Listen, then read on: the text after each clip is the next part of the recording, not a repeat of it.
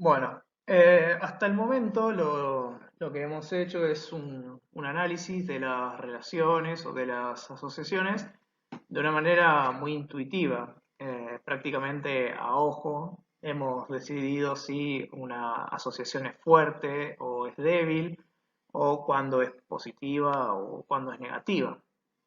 La idea va a ser ver si podemos encontrar un número, un valor que nos permita discernir estas propiedades. De igual manera que, por ejemplo, tenemos un número que nos ayuda a definir el promedio o la media aritmética.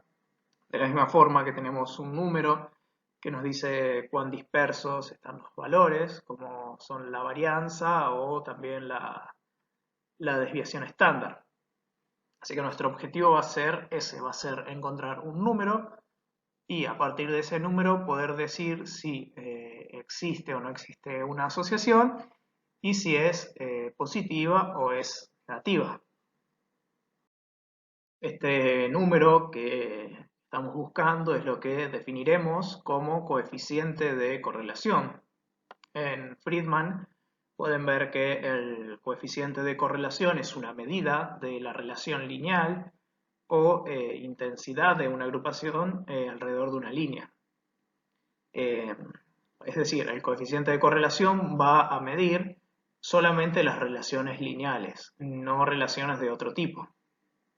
Este número nos va a permitir determinar la dirección y la fuerza de dos variables cualitativas.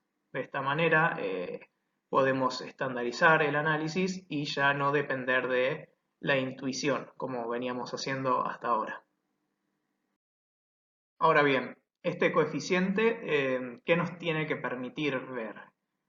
Tiene que dar cuenta de dos aspectos. Por un lado, la dirección de la relación, es decir, si una relación es positiva o negativa. Y por el otro, la fuerza que tenga la relación. Anteriormente ya hemos hecho un análisis de la dirección o de el signo de una asociación de variables cuantitativas.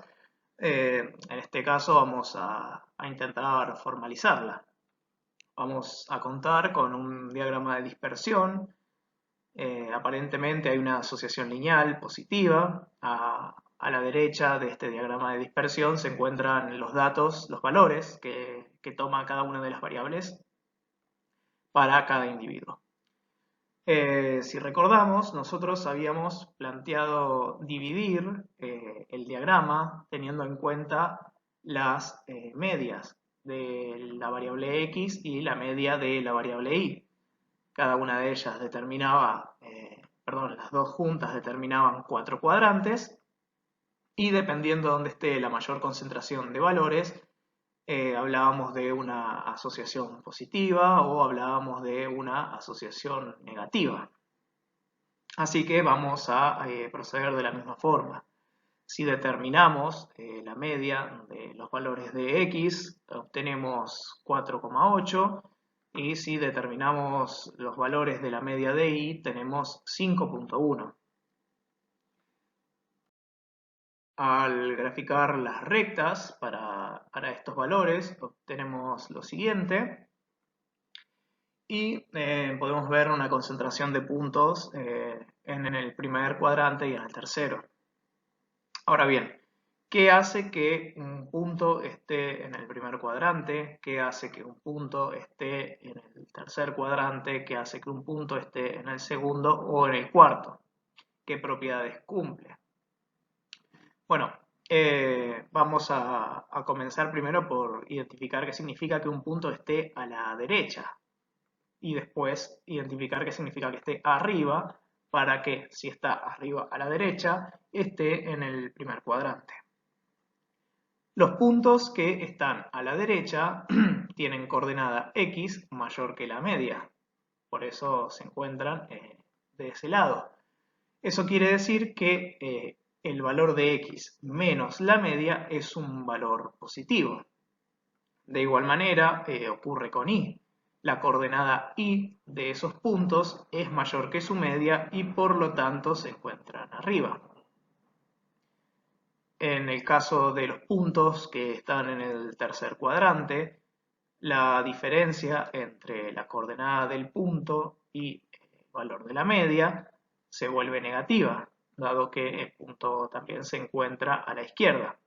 Y como el punto se encuentra por debajo de la media de y, la diferencia entre la coordenada y su media también será un valor negativo.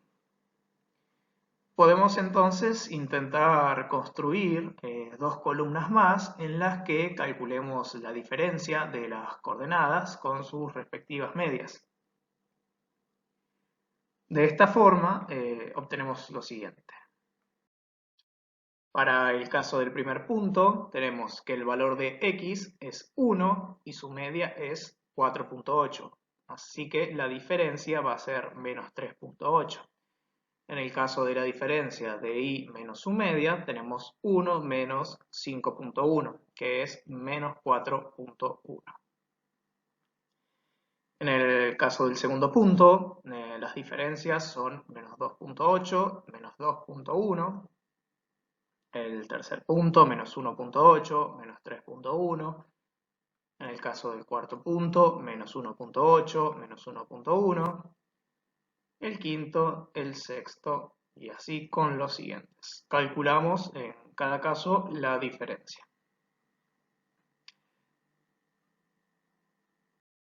Ahora bien, a partir de estas dos últimas columnas que agregamos, ¿qué particularidad podemos ver que presentan?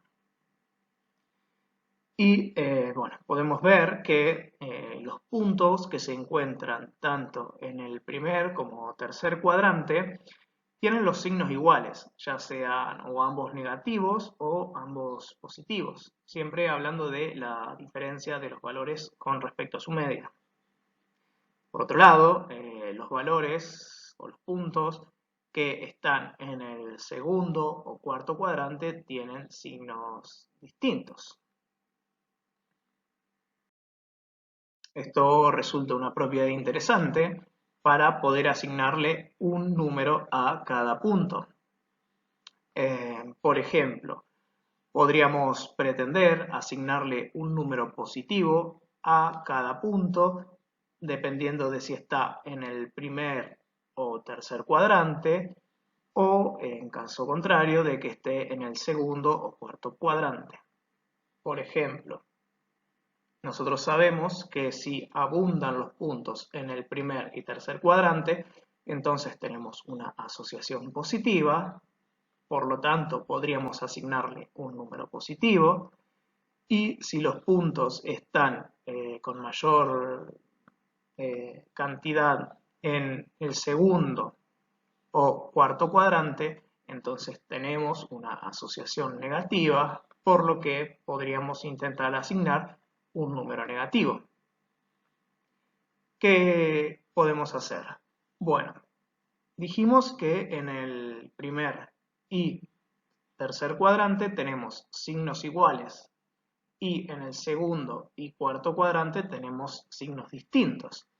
Una operación matemática que hace que cuando se tienen signos iguales de un número positivo y cuando se tienen signos distintos se dé un número negativo es la multiplicación.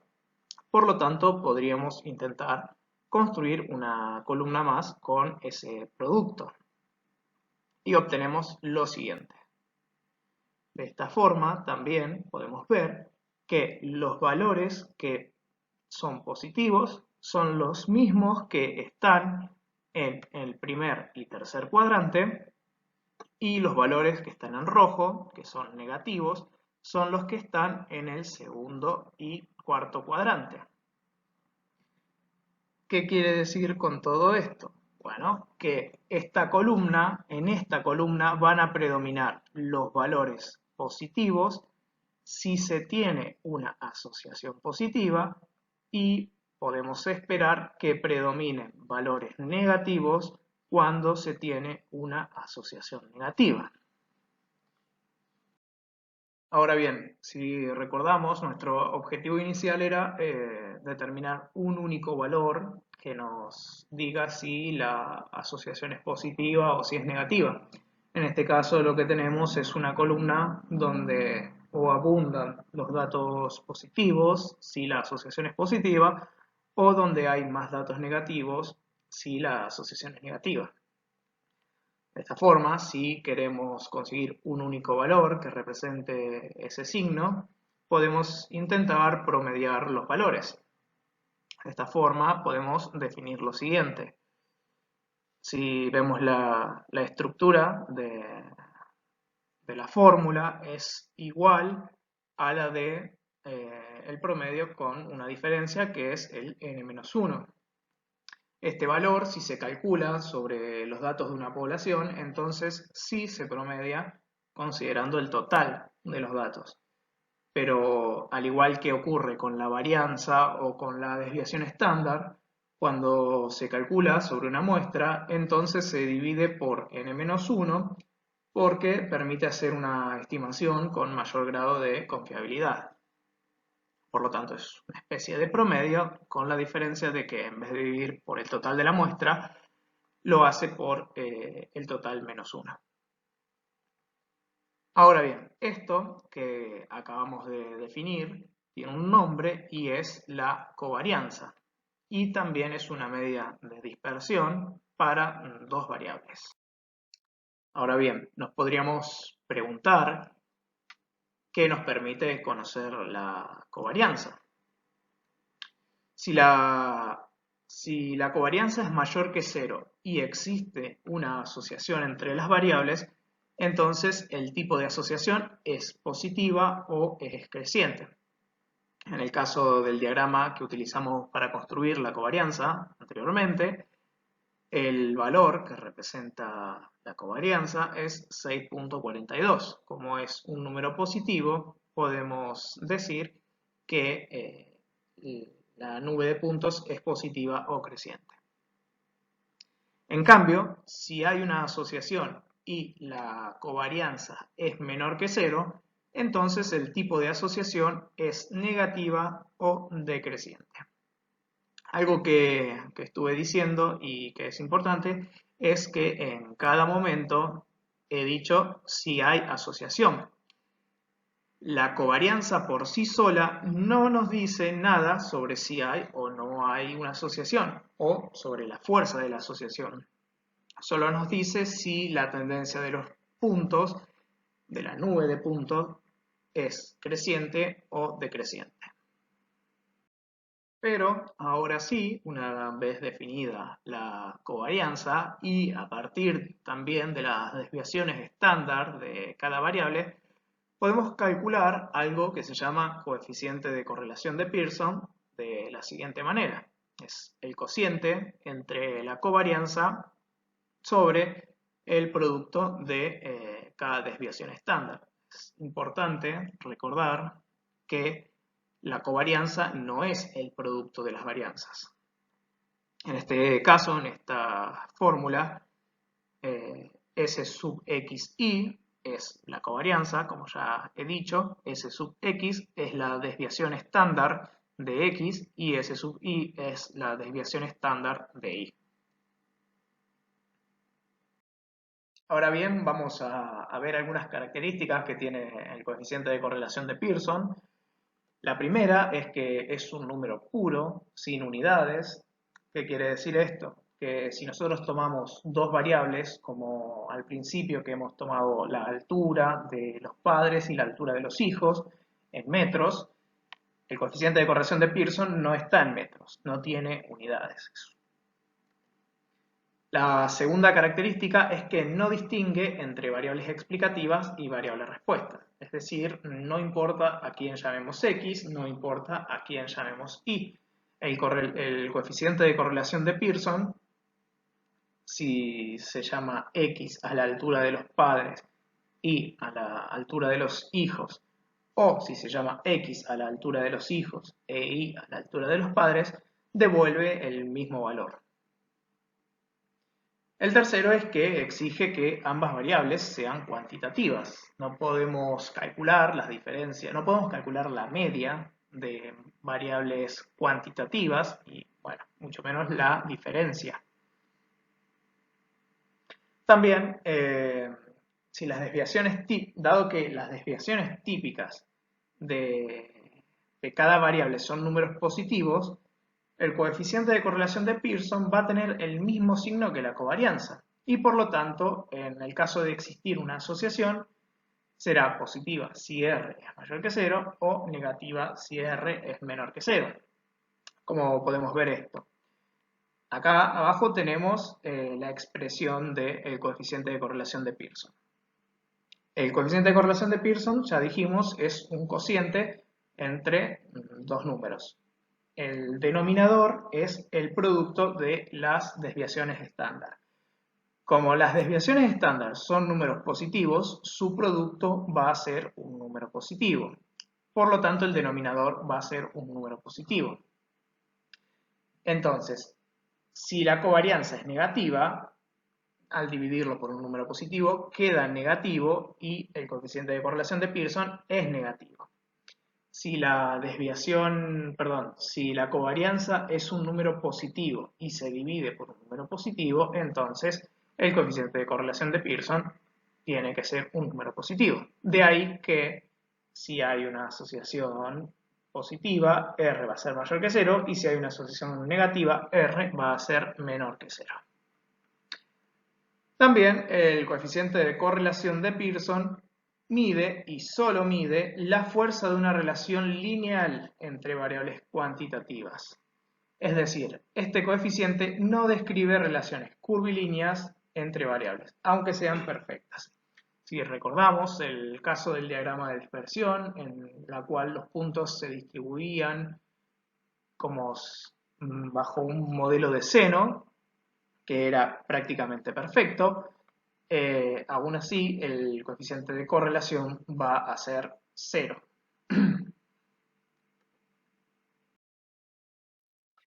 También R siempre toma valores entre 1 y menos 1. Los valores del coeficiente de correlación de Pearson cercanos a 0 indican que la relación lineal es muy débil. La fuerza de la relación lineal va a aumentar a medida que R se acerca a 1 o a menos 1. Es decir, que los puntos van a estar más cerca de una recta. Más precisamente, si R es igual a menos 1 o R es igual a 1, entonces estamos hablando de una relación lineal perfecta.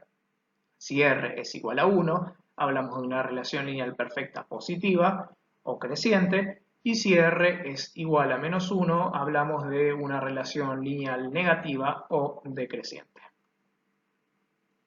También tenemos que si el valor de R está entre 0.7 y 1, o está entre menos 0.7 y menos 1, podemos hablar de que hay una relación fuerte. No es perfecta, pero podemos hablar de una relación fuerte. También si R está entre 0.4 y 0.7, o entre menos 0.4 y menos 0.7, podemos hablar de que hay una relación que puede estudiarse. Bueno, para finalizar con el video, vamos a hacer dos actividades. La primera, la actividad 3 de la guía de asociación y correlación. Y vamos a ver también cómo calcular el coeficiente de correlación de Pearson utilizando GeoGebra o utilizando otra hoja de cálculo. La actividad 3 nos pide decidir si hay algún error en los siguientes enunciados y justificar por qué. El primer enunciado dice lo siguiente: las variables del gráfico inferior están correlacionadas, por lo que el coeficiente de correlación es cercano a 1. Si vemos el gráfico, tenemos que es el nivel de concentración en una clase virtual respecto al tiempo, En el eje horizontal tenemos el tiempo de la clase en minutos y en el eje vertical tenemos el nivel de concentración. Podemos ver que hay muy poca dispersión alrededor o sea, con respecto a los puntos, por lo que hay una correlación, pero esta correlación no es lineal. Y el coeficiente de correlación de Pearson mide precisamente, o es bueno midiendo cuando la correlación es lineal. Por lo tanto, el valor de coeficiente de correlación no será cercano a 1. Ahora bien, el segundo enunciado dice que si la correlación entre el sexo de los trabajadores y sus ingresos es muy cercana a 1, entonces hay una correlación lineal positiva. Este enunciado presenta un error y es que el sexo de los trabajadores es una variable cualitativa, por lo tanto no se puede calcular un coeficiente de correlación.